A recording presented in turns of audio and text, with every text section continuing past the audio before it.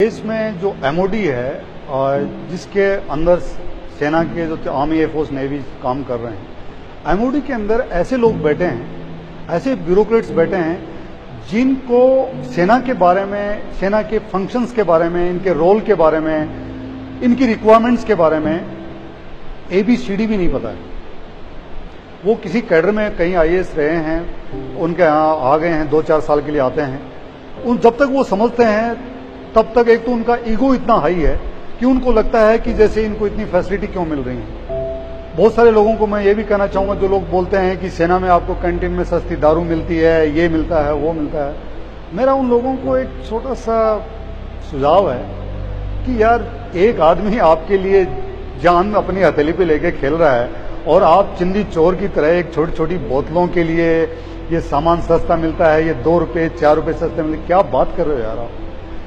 Canteen इसलिए खोली गई थी कि जो सेना का जवान या उसका परिवार जहां पे है उसके नजदीक एरिया में, ताकि अगर वो वहां पे नहीं है, वो जाके वहां से सामान खरीद सके, रोजमर्रा की चीजें, साबुन तेल पानी ये खरीद सके। यार, आप हर सैटरडे संडे को आप जाते हो, क्लब्स में जाते हो, पार्टियां करते हो, घर पे एनिवर्सरी मनाते हो, बर्थडे मनाते हो, तो क्या ये कोई दूसरे प्लेनेट से थोड़ना है। सैनिक भी तो इसी समाज के अंदर आपके ही साथी हैं, आपके ही देश के नागरिक हैं, तो इनके घर पे भी फंक्शन तो होते ही हैं।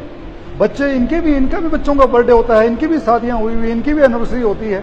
तो क्या एक just for example Delhi Cantt में रहने वाला एक जवान या उसकी बीवी क्या जाके गुड़गांव या नोएडा या कहीं साकेत किसी मॉल में जाके सामान खरीदेगा?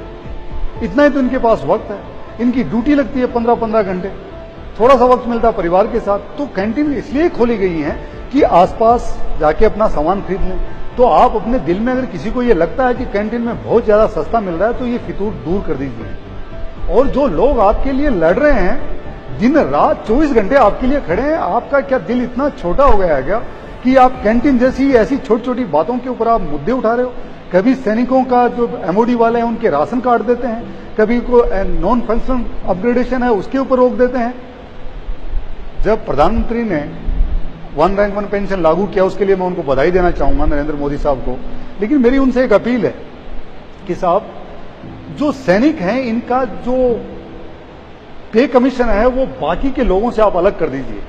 और जो आर्मी एयरफोर्स नेवी के जितने भी जो वर्दी के लोग हैं, इनका पे कमीशन जब अलग से सेटअप हो तो उसके अंदर सेना के पुराने रिटायर्ड अधिकारी और सेना के जो प्रेजेंट अधिकारी हैं उनको आप रखिए, ताकि आप उनसे पूछ तो सकें कि उनकी रिक्वायरमेंट क्या है, कहां प्रॉब्लम है, क्या इश्यू है, उनको क्या चाहिए, कहां दिक्कत आ रही है।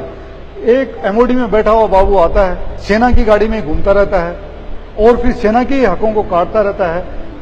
कभी राशन काट दिया, कभी ड्रेस काट दी, कभी हथियार की कुछ राउंड काट देगा। इन लोगों को पूछिए कि कभी आप जाके साल में, मेरी नजर में एमओडी के अंदर सिर्फ वही IAS ऑफिसर होना चाहिए जो कम से कम सेना के साथ 3 साल जिसने फील्ड में काम किया हो, जिसको हकीकत पता हो कि कश्मीर में, सियाचिन में, बारामूला में, शोपियां में चल क्या रहा है। और एक जवान जिसकी बीवी यहाँ पीछे रहती है, जिसका परिवार पीछे रहता है, उसके साथ क्या हो रहा है। या एक वो रिटायर्ड सैनिक जिसका ECHS का कार्ड कहाँ का बना हुआ है, उसका एक्स सर्विसमैन का कार्ड कहाँ का बना हुआ है, कैंटीन में जाता है उसको सामान नहीं मिलता है, उसके लिए कुछ नहीं कर रहे हैं। तो मेरी अपील है प्राइम मिनिस्टर से कि सेना के लिए एक अलग से पे कमीशन आप लागू कर दीजिए। And this prime minister can do when he can to such a big decision of 1 rank 1 pension. तो पे कमीशन का भी इनको डिसीजन लेना चाहिए। लेकिन जो एमओडी में बैठे हुए बाबू हैं, वो सेना के हकूकों पे, सेना के हकों पे हर वक्त कैंची लिए बैठे रहते हैं।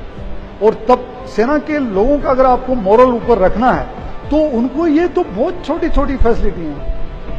एक आदमी जो परिवार से दूर रह रहा है, इतनी हार्डशिप में रह रहा है, अपनी जान के साथ खेल रहा है, परिवार से दूर रह रहा है, और जो सिर्फ 34-35 साल में रिटायर हो जाता है, उसके बाद में सेकंड करियर का ऑप्शन का कुछ पता नहीं है।